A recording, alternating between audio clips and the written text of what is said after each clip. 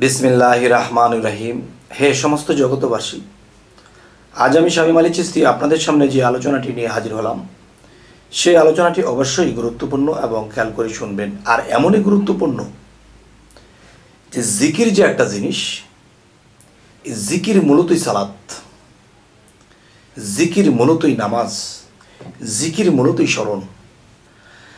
আর এই জিকির যদি কেউ জিকিরকারী না হতে পারে, আর এই জিকিরকারী কাকে বলে, আর জিকির নিজের মধ্যে ধরে রাখা কোন কৌশলে, সেই কৌশলটা কি, আর এই জিকিরের কৌশল যখন আপনি ধরতে শুরু করবেন, তখন কিন্তু আপনার পিছনে শয়তান পড়তে থাকবে। কারণ আপনি যদি জিকিরকারী হন, কাল্ব জাগ্রত করে ফেলেন, তাহলে আপনার কাল্বের মধ্যে আল্লাহ এসে বসে যাবে। সুবহানাল্লাহ। আর সেই কাল্বের মধ্যে যদি আল্লাহ এসে বসে যায়, তখন শয়তান কিন্তু সাইড পাবে না। কেননা যে এই কাল্ব এমন একটা জায়গা, যেমন কোরআন শরীফে যাই বা হাদিসে যাই একটি কথা আছে যে হযরত মুহাম্মদ সাল্লাল্লাহু আলাইহি সাল্লাম বলেছেন যে সর্ব অঙ্গের মধ্যে একটি মাংসের টুকরা আছে, সেই টুকরাটি যদি পবিত্র হয় তাহলে সর্ব অঙ্গই তার পবিত্র। তাই আমি বলবো যে জিকির হয় নামাজের বড়, আল কোরআন তা প্রমাণ করে। থাইকো আল্লাহর দেশে, থাইকো আল্লাহর ঘরে, থাইকো আল্লাহর রূপে। আচ্ছা, তো এখন আজকের মূলত আলোচনা এটাই হবে যে মানুষ চেষ্টা করে জিকিরটাকে কালবের মধ্যে ধরে রাখবে, কিন্তু কালবের মধ্যে জিকিরটা ধরে রাখতে পারে না। বিভিন্ন খেয়াল এসে যায়, বিভিন্ন কথায় চলে যায়, বিভিন্ন কাজের ধ্যানে চলে যায়, কিন্তু জিকিরকারী অত চেষ্টা করে যে আমার কালবের মধ্যে জিকিরটা জারি করে দেব, কিন্তু এটা হয় না। তবে কেন হয় না এবং কেন হবে, আজকে এই বিষয়ে আলোচনা করব ইনশাআল্লাহ। সেই বিষয়টি হলে দেখুন যে এই পৃথিবীতে অনেক মানুষ শরীয়তের ইবাদত করে, অনেক মানুষ মুর্শিদ ধরে তারা তরিকতের দেশে, মারিফতের দেশে, হাকিকতের দেশে ইবাদত করে। এবং শরীয়তের লোকের কাছে যদি জিজ্ঞাসা করি, তারা বলতেছে যে জিকিরটা ধরে রাখা যায় না। মারিফতের লোকের কাছে, তরিকতের লোকের কাছে যখন জিজ্ঞাসা করা হয়, তারাও এই কথাটা বলে থাকে যে জিকিরটা কালবের মধ্যে ধরে রাখা যায় না। এটা কোন কৌশলে, কিভাবে? দেখেন যে এখানে কৌশলের কথা বলা হয়েছে, এবং আসলে কৌশল করলে কি হয়, তবে কিছুটা কাজ হয়। যেমন এখানে মূলতই হতে হবে কি, যে আমার জীবনের প্র্যাকটিক্যাল বা অন্য কারো বন্ধুবান্ধব, আমার যখন বয়স আর কম ছিল, তখন সে বন্ধুবান্ধব আমাকে বলতো, দেখো ভাই, আমি একটা মেয়েকে এত ভালোবাসি, সে তো আমাকে তেমন গুরুত্ব দেয় না, খুব কষ্ট নিয়ে আমি চলি। দেখো, তাকে এত ভালোবাসি, চোখ বুঝলে তার চেহারাটা সামনে ভেসে ওঠে, এবং তার কথাটা, তার নামটা আমার মুখে আসতেই থাকে। দেখেন, তাহলে বোঝা গেল কি, দুনিয়াতে সামান্য একটা মেয়ে, তাকে ভালোবেসে সে কিন্তু গুরুত্ব দিচ্ছে না। তাকে ভালোবেসে সে চোখের পলকেই তাকে দেখতে পায়, এত আত্মহারা হয়ে গেছে, এত গভীর হয়ে গেছে তার অন্তরের মধ্যে। তার মানে তার চোখে সেই চেহারাটা ভেসে ওঠে কেন? তার হৃদয়ে সেই ছবিটাকে এঁকে ফেলেছে। আজ এখন যে কথাটি বলবো, যে তার নামটাও মুখে আসতে থাকে অটোমেটিকলি, বলতে না চাইলেও এসে যায়। তাহলে বোঝা গেল কি, এই কালবের জিকিরটা যদি কেউ ধরে রাখতে চায়, জারি করতে চায়, তাহলে তার প্রেমে ফানাফিল্লা হতে হবে, এক। দ্বিতীয়ত, সে যদি মৃত্যু পর্যন্ত কালবের মধ্যে এই জিকিরটা রাখতে চায়, তাহলে যখন মানুষ প্রেমের দিকে, আল্লাহর প্রেমের ফানাফিল্লার দিকে অগ্রসর হয়ে যায় এবং ফানাফিল্লা হয়ে যায়, তখন এই দুনিয়াটা পিছনে পড়ে যায়। তখন কিন্তু সামনে একটা জিনিসই তার ভেসে ওঠে আর ভাবতে থাকে, আর কালবের মধ্যে হরদম জিকির টাস টাস করে করতে থাকে।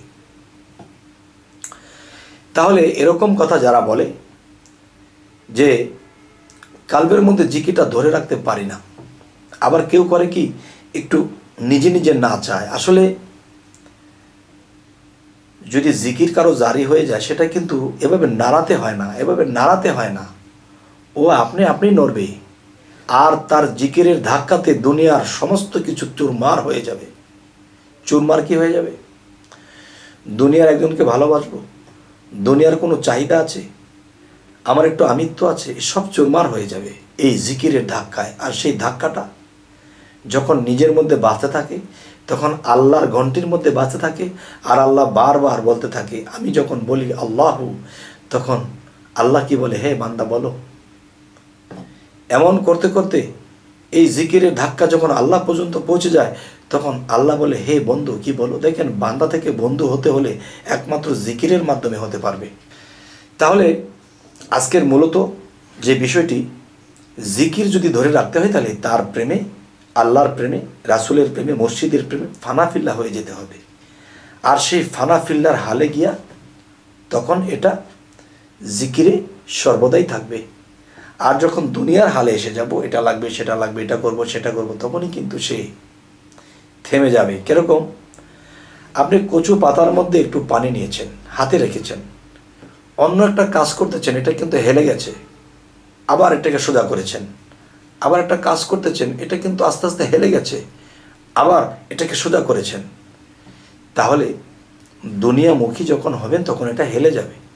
তাই একমুখী হতে হবে। আমি যেদিকে তাকাবো পূর্ব থাকবে না, পূর্বে তাকাবো পশ্চিম থাকবে না, তাহলে এক সাইড। আচ্ছা, এই এক সাইড থাকা অবস্থায় সেই মানুষটির দ্বারা দুনিয়াতে আয় উন্নতি তেমন কিছু হয় না। কেননা সে যেটার পিছনে ছুটেছে সেটাই তো লাভ করবে, পিছনে মার খেয়ে যাবে। আর যদি পিছনেরটাকে ধরতে যায় তাহলে এদিকেরটা মার খেয়ে যাবে। যাই হোক, আজকের কথা হলো কি, জিকির জারিটা আমরা আর কি কি কৌশলে রাখতে পারি। তবে সেই কৌশল এমনভাবে করতে হবে যেন আল্লাহর মায়া হয়ে যায়, যে সে আমাকে এবং আমার নামকে, আমার জিকিরটাকে সে ধরে রাখার জন্য কত কৌশল করতেছে। তখন এই কৌশল দেখে তখন আল্লাহর যখন মায়া হয়ে যাবে, তখন সেখানে যখন সুদৃষ্টি দেবেন, তখন আপনার জিকির জারি হয়ে যাবে। তাহলে কৌশলটা কেন করেছি? তাকে খুশি করার জন্য, দুনিয়ার কোনো স্বার্থের জন্য নয়। আর সেই কৌশলগুলো কি? সেই কৌশলগুলো হলো, দেখুন, যে মানুষের যে ভিতরে শ্বাস যাচ্ছে, শ্বাস বের হচ্ছে, ফুসফুসিতে শ্বাস যাচ্ছে আবার বের হচ্ছে, শুধু এটাই নয়, আমি যখন শ্বাস টান দেব তখন আমার হার্টে পর্যন্ত সে বাতাসগুলো খেলতে থাকে। তাহলে যদি আমার হার্ট বা হৃদয় পর্যন্ত আমার এই বাতাসটা প্রবাহিত হয়, তখন সেই বাতাসটা আমাদের শুদ্ধ নয়, আমাদের যে আত্মা আছে আত্মাটা শুদ্ধ নয়। তাই দেখেন একটা জিনিস, মাছ যদি পানিতে থাকে আর সেই পানিতে যখন মাছ থাকে, তখন মাছকে গোসল করাবেন কি দিয়ে? আপনি যখন উপরে থাকেন তখন আপনি গোসল করলে পানি দরকার হয়, তাহলে আপনি তো পানিতে থাকেন না। তো মাছ যদি পানিতে থাকে তাহলে তার গোসল কি দিয়ে হবে? আচ্ছা, এখন মানুষের মধ্যে যে আত্মা, এই আত্মা তো বায়ুতে বর্ষমান, বাতাসের মধ্যে থাকে। তাহলে এই বাতাস যদি আমার মধ্যে পবিত্র হয় তাহলে আমার আত্মা পবিত্র হবে। তাই আত্মা পবিত্র হতে হলে দেখেন, মাছ যদিও পানিতে থাকে তবুও কিন্তু তাকে গোসল করালে সে পানিতেই গোসল করাতে হবে। তাহলে আত্মা যদি বাতাসের মধ্যে ভাসমান থাকে তাহলে এই আত্মাটাকে কিন্তু বাতাস দ্বারা আমার পবিত্র করতে হবে। তাই বলা হয়েছে, আল্লাহ কোরআনে বলেছে, যে নিজেকে পবিত্র করলো সেই সফল কাম। যে তিনটা সাধন, রেচক, পূরক, কুম্ভক, এই তিনটা সাধনা বায়ুর সাধনা। এই বায়ুর সাধনাগুলো যখন জিকিরের সাথে করবে, জিকিরটা হলো কি, যে আপনার আত্মার শক্তি বাড়াবে, আত্মার খাদ্য পাচ্ছে। এবং যখন রেচক, পূরক, কুম্ভক যে সাধনাগুলো যখন করবে, তখন তার মধ্যে এই বাতাসের একটা খচাখচি হবে, এর মধ্যে আপনার আত্মা ধৌত হবে, আত্মা পবিত্র হবে। আচ্ছা, আত্মা যখন পবিত্র হবে তখন সেই জিকিরের সেই বায়ুর খেঁচাখেচিতে তখন হাড়ের মধ্যে যে বাতাস যাওয়া আসা করতেছে তখন সেখানে জিকির জারি হবে। আচ্ছা, তাহলে এই কালবের জিকিরটা জারি করতে হলে একটা মানুষ যখন নিয়মিত সে এই বায়ু সাধনা করে বা তিনি রেচক পুরক কুম্ভক এই সাধনাগুলো করে, দেখেন সাধনাগুলো করতে হলে কিন্তু নিজ মুর্শিদের কাছে অনুমতি নিতে হবে এবং সেই সাধনাগুলো কি করে করতে হয় তিনি সেটা দেখিয়ে দেবে। এবং আপনি রাতের গভীরে যখন এই সাধনাগুলো টাইম টু টাইম করতে থাকবেন তখন পবিত্র হবে একদিক দিয়ে, আরেক দিক দিয়ে আপনার কাল্ব জাগ্রত হতে থাকবে এবং কাল্বের মধ্যে আপনি নিজেই শুনবেন শাই এলাহির বারামখানা, সেখানে আল্লাহ আল্লাহ জিকির চলতেছে। আচ্ছা, যখন আপনি মেশিন স্টার্ট দিয়েছিলেন তখন হ্যান্ডেল মারতে মারতে হাতে ঠোসা পড়ে গেছে, আর যদি একবার স্টার্ট নিয়ে নেয় তখন অটোমেটিক চলবে, কাজ কাম চলাফেরা সর্বসময় এটা চলবে। আর যদি আপনি স্টার্ট দিতে দিতে জীবন শেষ করেছেন কিন্তু স্টার্ট নেয়নি তখন কিন্তু সে বন্ধই হয়ে থাকবে। তাই আমি বলবো যে রেচক পুরো কুম্ভক সাধনাটা গুরুর কাছে বা মুর্শিদের কাছে এটার অনুমতি নিতে হবে, কিভাবে করতে হয় সেটাও জেনে নিতে হবে। তখন এই নিয়মে যখন আপনি নিয়মিত সাধনা করবেন আস্তে আস্তে পবিত্র পাশাপাশি কাল্ব জারি হবে আর কাল্বের মধ্যে শোনা যাবে আল্লাহ নামের জিকির হইতেছে, সুবহান আল্লাহ।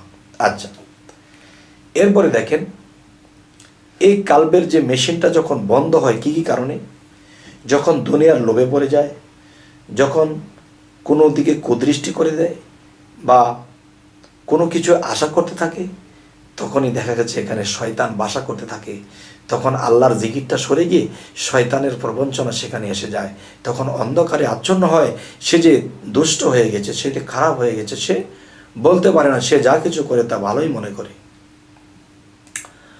তবে হে সমস্ত জগতবাসী, আজকের যে এই আলোচনাটি কেন করলাম, এই জিকিরকে ধরে রাখার কৌশল হলো রেচক পুরক কুম্ভক এই সাধনাটি করতে হবে।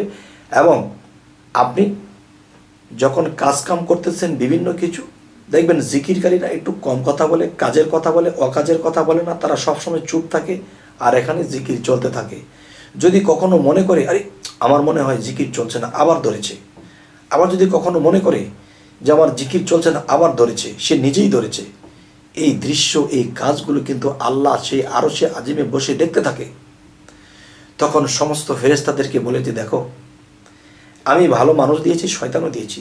একজন মানুষ যখন আল্লাহর দিকে বা আমার দিকে আমি আল্লাহর দিকে আসতে থাকবে তখন তার পিছনে আমি শয়তানকে দিয়ে দিয়েছি।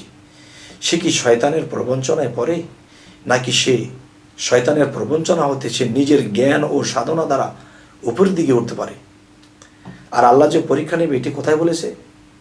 এটি আল্লাহ বলেছে সূরা মুলুকে, ওয়াল্লাযী খালাকাল মাউতা ওয়াল হায়াতা লিয়াবলুওয়াকুম আইয়ুকুম আহসানু আমালা ওয়া হুয়াল আজিজুল গাফুর। অর্থাৎ আমি মানুষের মৃত্যু ও জীবন সৃষ্টি করিয়াছি পরীক্ষা করার জন্য, তোমাদের মধ্যে কে কর্মে উত্তম, তিনিই পরাক্রমশালী ও ক্ষমাশীল। যাই হোক, আজকের এই কথাটি এটাই বোঝাতে চাইলাম যে জিকিরকারী হতে হলে আমাদের একটা সেকেন্ডের জন্য ভোলা যাবে না। এক, দ্বিতীয়ত যদি মনে করব যে আমার জিকিরটা থেমে গেছে তখন এই রেচক পুরো কুম্ভক সাধনাটা আমি কোনো জায়গায় বসে 10 মিনিট করে নেব, তখন আবার টাস শুরু হয়ে যাবে। তখন আপনি মন আনন্দে কাজ করবেন, আমার এখানে যখন জিকির চলছে ইনশাল্লাহ আল্লাহ আমার প্রতি রুজু আছে, আল্লাহ আমার দিকে দৃষ্টি আছে আর আল্লাহ আমার এই জিকির শ্রবণ করছে। তবে হে সমস্ত জগতবাসী, আজকে আপনাদের সামনে এই আলোচনাটি কেন করলাম, অনেক লোকের মধ্যেই একটা জিনিস ভিতরে ঘুরতে থাকে যে হারি জিকির করে জিকির তো ধরে রাখতে পারি না, কাল তো বন্ধ হয়ে যায়। তাই বলবো আজকের এই পরামর্শ আপনাদেরকে দেওয়া হলো, আপনাদের এই পরামর্শ কেমন লাগলো তাও জানাবেন এবং আমাদের এই চ্যানেলটিকে সাবস্ক্রাইব করে নেবেন এবং পরবর্তীতে যেন ভালো আলোচনা এনে দিতে পারি। তো সকলেই ভালো থাকবেন, আল্লাহ হাফিজ।